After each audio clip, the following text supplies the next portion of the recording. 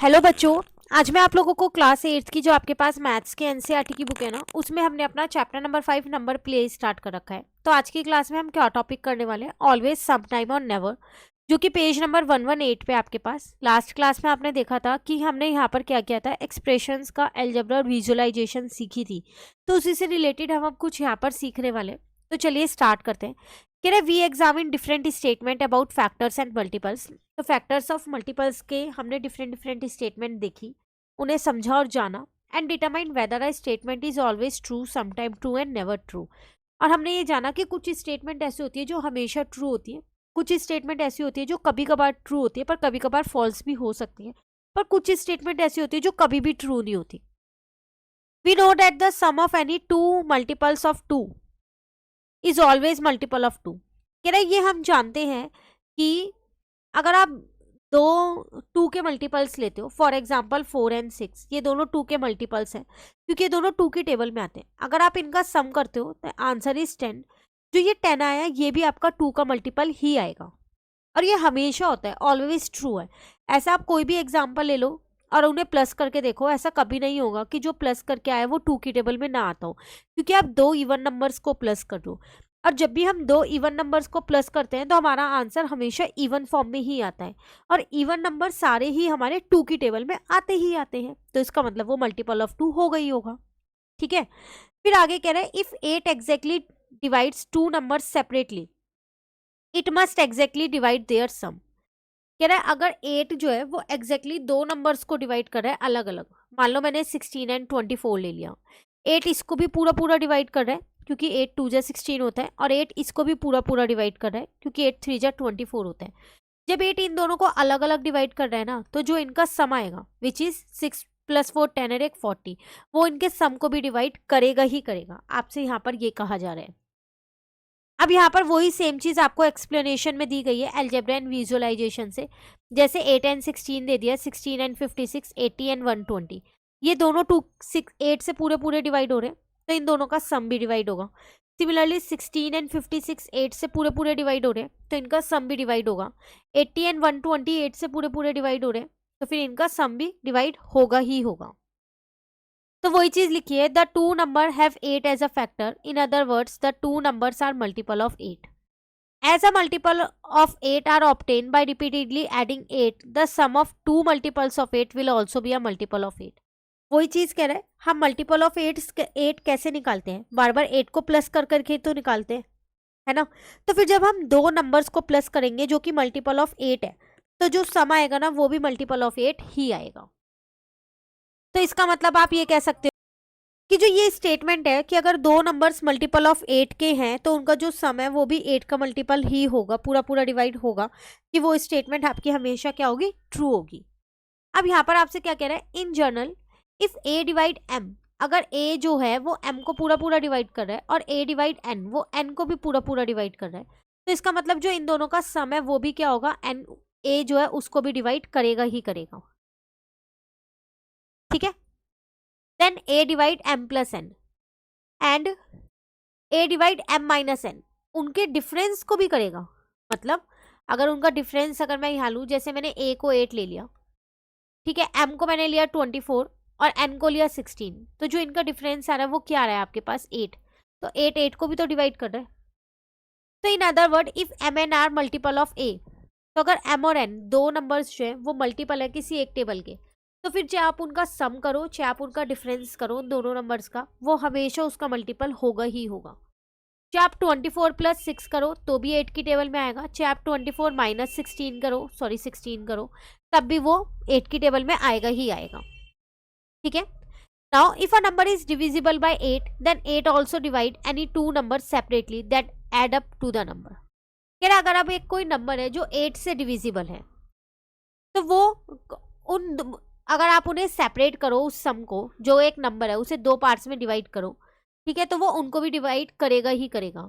जैसे a number divisible by 8 जो है वो क्या होता है? मल्टीपल ऑफ 8 होता है, जो कि इन्होंने 8m लिया। अब वो 8m को क्या कर सकते हैं? जैसे उन्होंने 72 लिया, इसको दो पार्ट्स में उन्होंने स्प्लिट कर दिया, 48 एंड 24, और दोनों ही नंबर 8 के मल्टीपल्स हैं और ये भी 8 का मल्टीपल है।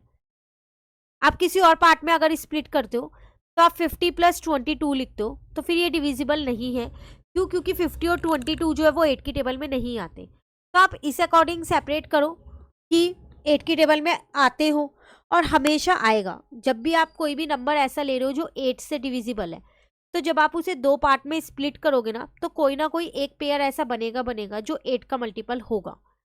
पर कभी कभार नहीं भी होगा, वो भी चलेगा। जैसे 16 है तो आप इसे क्या लिख सकते हो, 8 प्लस 8 बन जाएगा।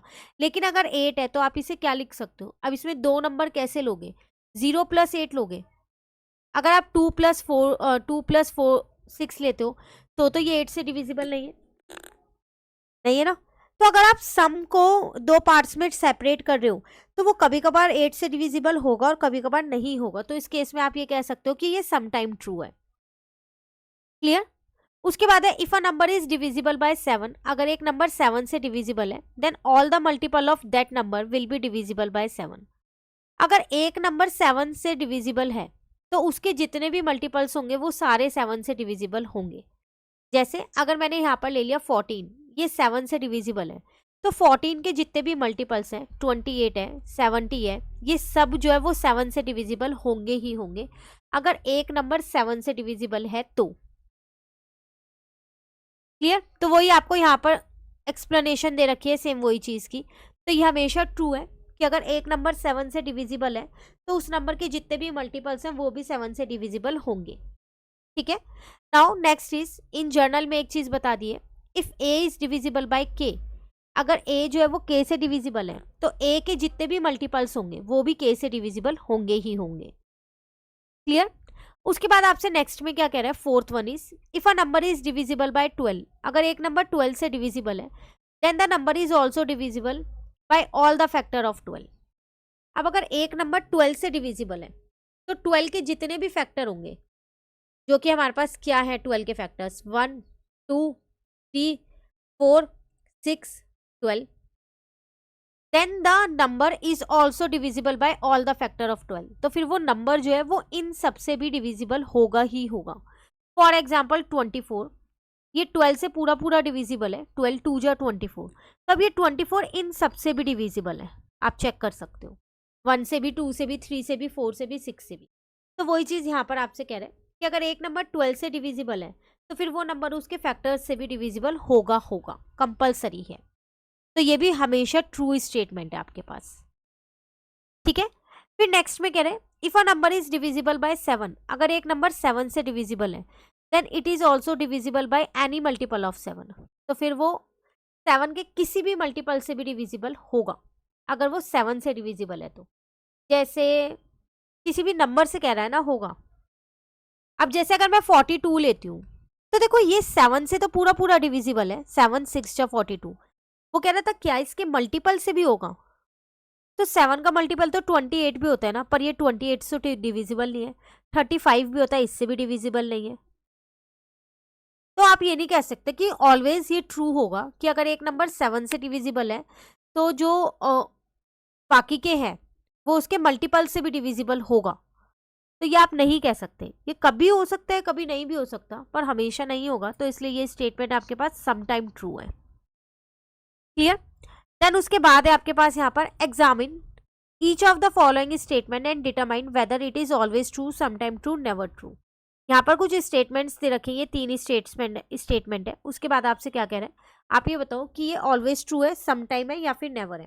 First one is if a number is divisible by both 9 and 4, अगर एक नंबर 9 और 4 से डिविजिबल है, it must be divisible bye 36। तो क्या वो 36 से भी डिविजिबल होगा? डेफिनेटली होगा, क्योंकि 36 9 और 4 का जो है वो कॉमन मल्टीपल है। तो जब वो 9 और 4 से डिविजिबल हो रहा है, ठीक है, तो फिर वो 36 से भी होगा, है ना। पर अगर मैं यहाँ पर एक एग्जांपल लेके देखूं,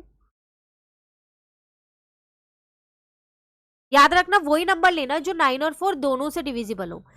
जैसे 72 ले ले, 72 9 की टेबल में भी आता है, और 72 जो है वो 4 की टेबल में भी आता है। तो क्या 72 36 से डिविजिबल है? तो 36 2 जा कितना होता है, 72 ही तो होता है। तो इसका मतलब ये आपके पास कह सकते हो ऑलवेज ट्रू है। ठीक है, कोई और एग्जांपल आप लेके देखना। Now next is if a number is divisible by both 6 and 4, it must be divisible bye 24। फिर अगर एक नंबर 6 और 4 दोनों से डिविजिबल है तो क्या वो 24 से भी डिविजिबल होगा? तो 6 और 4 से अगर आप कोई नंबर लेके देख लो, 6 और 4 की टेबल में दोनों की में 48 आता है, 28 की में 24 की में आता है ऑलवेज ट्रू, क्योंकि 24 जो है वो इनका कॉमन मल्टीपल है भाई, तो डिविजिबल तो होगा ही होगा ना। ठीक है, लेकिन अगर आप 12 लेते हो, दोनों का नंबर है 12, तो 6 की टेबल में 12 आता है, 4 की टेबल में 12 आता है, पर क्या 24 की टेबल में 12 आता है? नहीं, नहीं आता, नहीं आता ना। तो इसका मतलब ये ऑलवेज ट्रू नहीं है, यहाँ पर सम टाइम ट्रू हो सकता है।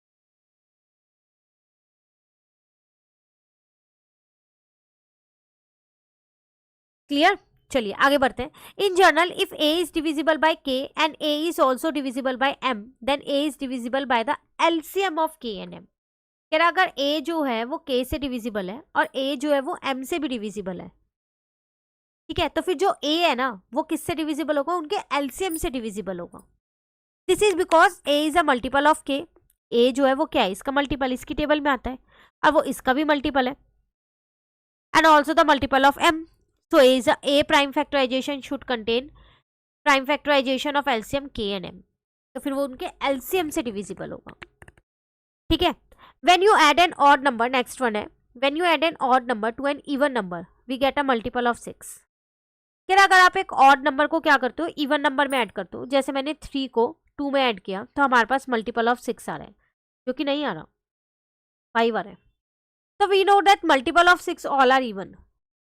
मल्टीपल ऑफ 6 तो सारे इवन होते हैं ना, ऑड थोड़ी होता है, पर मेरा तो यहाँ ऑड आ रहा है। The sum of an odd number and a even number will always an odd.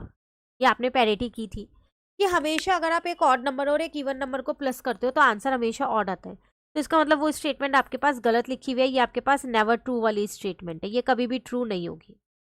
Therefore this statement is never true. We can also explain this algebraically। आप इसे algebraically भी एक्सप्लेन कर सकते हो। तो वही उन्होंने किया है, यहाँ दो नंबर्स ले लिए, एक इवन और एक ऑड, तो वो 6 से डिविजिबल होना चाहिए, जो कि नहीं हो रहा, क्योंकि ये इवन नंबर है, ये ऑड नंबर है, और ये मल्टीपल ऑफ 6 है। तो जब आपने ये +1 था इधर जाके माइनस का हो गया, तो ऑब्वियस सी बात है इसमें से 1 को माइनस करोगे तो आंसर ऑड आएगा ना, और ऑड तो जो है वो कभी भी 6 की टेबल में आता ही नहीं है, तो इसलिए ये स्टेटमेंट नेवर ट्रू है। क्लियर? उसके बाद आता है आपके पास, आपसे कह रहा है व्हाट रिमेन्स, कह रहा find a number that has a reminder of 3 when divided by 5, write more such number. एक ऐसा नंबर लिखो जिसमें रिमाइंडर 3 हो जब आप 5 से डिवाइड करो, तो 18 लिख दो। जब आप इसे 5 से डिवाइड करोगे तो इसका रिमाइंडर कितना आएगा? 3 तो आएगा। ऐसे ही आपको और नंबर्स भी लिखने हैं, तो आप इजीली लिख सकते हो। 25 है, 28 लिख दो, 5 से डिवाइड करोगे तो उसके बाद 3 रिमाइंडर आएगा। ठीक है, which algebraic expression capture all such number, कौन सी एल्जेब्रिक एक्सप्रेशन है जो इन सारे नंबर्स के फॉर्म में लिखी जाएगी? तो 3k + 5 कैप्चर ऑल सच numbers, 3k - 5, 3k upon 5, 5k + 3, 5k - 2, 5k - 3। कौन सी एल्जेब्रिक एक्सप्रेशन है वो आपको यहाँ बतानी है। तो अगर आप इसमें से देखो तो जनरल एक्सप्रेशन आपकी कौन सी बनेगी? वो ये वाली बनेगी। क्यों? देखो, जब भी आपको 5 से डिविजिबल चाहिए तो आप सीधा सीधा लिख दोगे 5k, वो हमेशा 5 से डिविजिबल होगा, क्योंकि 5 इसमें मल्टीप्लाई हो रहा है k के साथ, k की कोई भी वैल्यू रख दो, 5 से मल्टीप्लाई होगी तो ऑब्वियस सी बात है वो 5 से डिविजिबल होगी होगी। पर आपको यहाँ पर चाहिए कि रिमाइंडर 3 बचना चाहिए, तो 5k में आप क्या करोगे? 3 को प्लस करोगे तभी तो रिमाइंडर 3 बचेगा। तो वही चीज आपके पास यहाँ लिखी है, the number that leave a remainder 0 when divided by 5 are the multiple of 5। जब रिमाइंडर 0 बचेगा तो इसका मतलब वो मल्टीपल ऑफ 5 है, जैसे 25, 30, 35। But we want a number that leave a reminder of 3, पर हमें तो वो नंबर चाहिए ना जिसमें 3 रिमाइंडर बचे जब हम उसे 5 से डिवाइड करें। तो दिस नंबर, तो फिर वो नंबर क्या होनी चाहिए? 3 more than the multiple of 5। जैसे मैंने 18 लिया, मल्टीपल ऑफ 5 15 था, उससे 3 ज्यादा लिया। 28 में आपसे लेने के लिए कह रही थी, अगेन 25 मल्टीपल ऑफ 5 था तो 3 ज्यादा ले लिया। The multiples of 5 are the form of 5k। The number that leave a reminder of 3 when divided by 5 are those in the form of 5k + 3। तो जनरल एल्जेब्रिक एक्सप्रेशन होगी 5k + 3। Clear? तो वो इस यहाँ पर k की value ये रही, इसमें पुट करो तो ये आपके पास आंसर आ जाएगा, और जब आप इन्हें डिवाइड करोगे 5 से तो रिमाइंडर 3 बचेगा। ठीक है, now next let us consider another expression 5k - 2 and see the value it take for different value of k. अब एक और एक्सप्रेशन लिया 5k माइनस 2, तो k की वैल्यूज मैंने ये पुट की, एक बार मैंने k की वैल्यू यहाँ पर 1 पुट की तो मेरा आंसर कितना आ गया 5 माइनस 2 3। ऐसी एक बार यहाँ 2 पुट की, 5 2 जो 10 माइनस 2 8 आ गया, फिर 13 18 23 आ गया। तो number that leave a reminder of 3 when divided by 5 can also be seen as 2 less than the multiple of 5। तो फिर आप उसको ये भी तो लिख सकते हो। अब इसे 5 से डिवाइड करोगे तो रिमाइंडर 3 बचेगा, इसे करोगे तो भी, इसे करोगे तो भी, इसे करोगे तो भी। तो ज़रूरी थोड़ी है कि आप यही वाला एक्सप्रेशन लिखो, आप ये वाला एक्सप्रेशन भी तो ले सकते हो। इस केस में भी आपका रिमाइंडर 3 बच रहा है। Clear? Now are there other expression that generate a number that has a 3 more than the multiple of 5? क्या ऐसा और कोई एक्सप्रेशन इसमें है? तो अगर आप ये देखो डिवाइडेड वाले लेते हो, यहाँ पर है 3k, तो अगर मैं यहाँ 3 लिख देती हूँ, 3 3 जा 9/5, तो 9/5 जब आप डिवाइड करोगे तो 4 बचेगा, नहीं है पॉसिबल। यहाँ 10 लिख देती हूँ k की जगह, तो 3 इंटू 10 30 डिवाइडेड बाई 5 25, पूरा पूरा डिविजिबल है। ठीक है, 30 प्लस 5, तो ये भी नहीं होगा, ये भी नहीं होगा, ये भी नहीं होगा। एक ये बचा 5k माइनस 3, k की जगह अगर मैं यहाँ पर 2 पुट करती हूँ तो 10 माइनस 3 7 हो गया, तो इसमें रिमाइंडर 2 बच रहा है, आपके पास 3 नहीं बच रहा, तो ये भी नहीं होगा। तो ये दो एक्सप्रेशंस ऐसे हैं जिन्हें आप लिख सकते हो, और जब आप इसमें k की वैल्यू पुट करोगे तो जो आपका रिमाइंडर आएगा 5 से डिवाइड करके वो हमेशा 3 आएगा। ठीक है, now the next is figure it out. एक टॉपिक ये रह गया फिगर इट आउट का, फिर ये 5.1 वाला पूरा टॉपिक कंप्लीट। तो फिगर इट आउट के क्वेश्चंस नेक्स्ट क्लास में करते हैं, आज आप यहाँ तक कर लो, कहीं भी दिक्कत लगे कमेंट करके पूछ सकते हो। Thank you.